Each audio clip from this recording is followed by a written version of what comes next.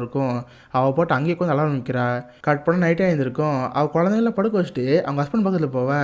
"ஏங்க நேத்து எதுவும் நீங்க என் தம்பிய பார்த்தீங்களான்னு கேட்டா, உன் தம்பியவா? அவனுக்கு நான் பார்க்கணும்னு கேட்டா, இல்ல கூட இருக்கிற கோவர்க்கிறவங்கள பார்த்தாரு. நீங்களும் என் தம்பியும் பார்க்கிங் லாட்ல ஏதோ பேசியிருந்தீங்களாமே. நீங்க அவன பார்த்தீங்களான்னு கேட்டா, நான் எதுக்கு அவன பார்க்கணும்? மேபி இருந்தாலும் வேற எவனோ பார்த்துருப்பான் போல. என்கிட்ட கேட்காதன்னு சொல்லிட்டு அவன் பாட்டுக்கு படுத்து தூங்கிடுறான். பட் இந்த ஒய்ஃபுக்கு லைட்டா சந்தேகம் வர ஆரம்பிக்குது. கட் பண்ண அடுத்த நாள் வெரோனிகா பார்க்க போவா. இவள பொறுத்தவரைக்கும் வெரோனிகா யாரு? தம்பியோட லவர் நினச்சிட்டு இருக்கா.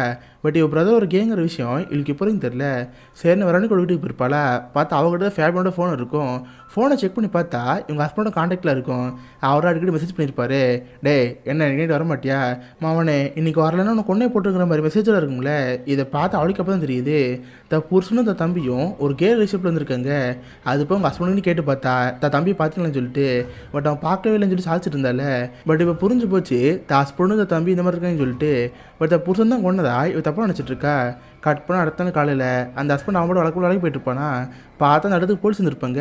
சடனாக கை காலம் பிடிச்சி ஹஸ்பண்ட் கூட்டி போயிடுவாங்க. பார்த்த ஸ்டேஷனுக்கு நம்ம ஹீரோ வந்துருப்பா. என்னோட தம்பியும் என் புருஷனும் ஒரு அஃபர் வந்துருக்காங்க. அந்த அஃபருக்கு தம்பி ஒத்துக்கவே இல்லை.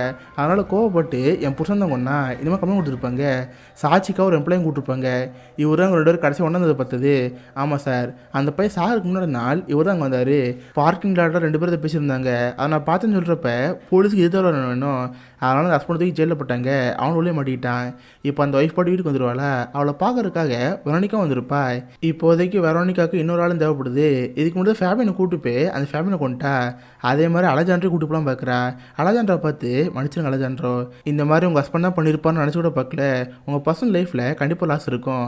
அதே நேரத்தில் செக்ஷுவல் லைஃப்லையுமே உங்களுக்கும் சாட்டிஸ்ஃபேக்ஷன் இருக்கவே இருக்காது. வேணா ஒரு நாள் நம்ம எங்கேயா வெளியே போகலாம். என்கிட்ட ஒரு விஷயம் இருக்குது, அதை உங்களுக்கு காட்டுறேன். கண்டிப்பாக உங்களுக்கு பிடிக்குன்னு சொல்கிறப்ப இவளுக்கு ஆர்வம் வருது. சரி நான் அடுத்த நாள் குழந்தைகளை கூப்பிட்டு ஒரு பிக்னிக் மாதிரி போகிறாங்க. பார்த்தா சேம் அந்த காட்டுக்கு தான். அந்த குழந்தைங்க அது போட விளாண்டு இருக்குங்க. வெரோனிகா ஹீரோனை பார்த்து, இங்கே பாருங்கள், நீங்கள் இந்த ரூமுக்குள்ளே போனீங்கன்னா ஒரு வகையான கிரியேச்சர் இருக்கும். அது மனுஷங்களுக்கு என்ன மாதிரி ப்ரெஷர் வேணுமோ அந்த ப்ரெஷர் தரும். வேணும்னா அங்கே ஒரு வயசான பாட்டி இந்த தான் இருப்பாங்க, அவங்கள பார்த்து பேசுங்க. கண்டிப்பாக இதை பற்றி ஒரு புதல் கிடைக்குன்னு சொல்கிறப்ப அவளுக்கு ஒரு இன்ட்ரெஸ்ட் வருது. நீங்கள் தாராளமாக போங்க, குழந்தைங்கள நான் பார்த்துக்கிறேன், நைட்டு கூட வீட்டுக்கு வாங்கன்னு சொல்லிட்டு அவள் குழந்தை கூட அங்கே போயிட்டுருக்கா. இப்போதைக்கு நம்ம மீன் மட்டும் தான் அங்கே இருக்கா. அந்த வயசான பாட்டி தத்தை பார்க்க போனால் அவங்க எக்ஸ்பிளைன் பண்ணிட்டு இருக்காங்க. இந்த மாதிரி ஒரு நாள் இருக்கும், நாங்கள் மட்டும் எங்கள் வீட்டில் இருந்தோம். சடனாக வானத்துலேருந்து ஒரு விண்கல் வந்த மாதிரி இருந்துச்சு. அதில் இந்த கிரீச்சர் இருந்துச்சு. இது மனுஷங்களுக்கு தேவையான எல்லா திருப்தியுமே தருது. பட் நீ ஃபஸ்ட் டைம் போகிறப்ப ரொம்ப பயந்து போயிருப்ப. இந்த ட்ரிங்க்ஸும் குடி, ட்ரிங்க்ஸை குடிச்சு நீ பாட்டு உள்ளே போனேன்னு சொல்கிறப்ப இவளுக்கு ஒரு தயக்கமாக இருக்கும். சரி ஒரு வாட்டி ட்ரை பண்ணி பார்ப்போம்னு சொல்லி அவன் ட்ரிங்க்ஸை குடிப்பா. ட்ரிங்க்ஸை குடிச்ச உடனே ஒரு மாதிரி மயக்க மாதிரியே இருக்குமா. அந்த பெரியவங்க தான் அவளை கூப்பிட்டு அந்த ரூமுக்கு போவாங்க.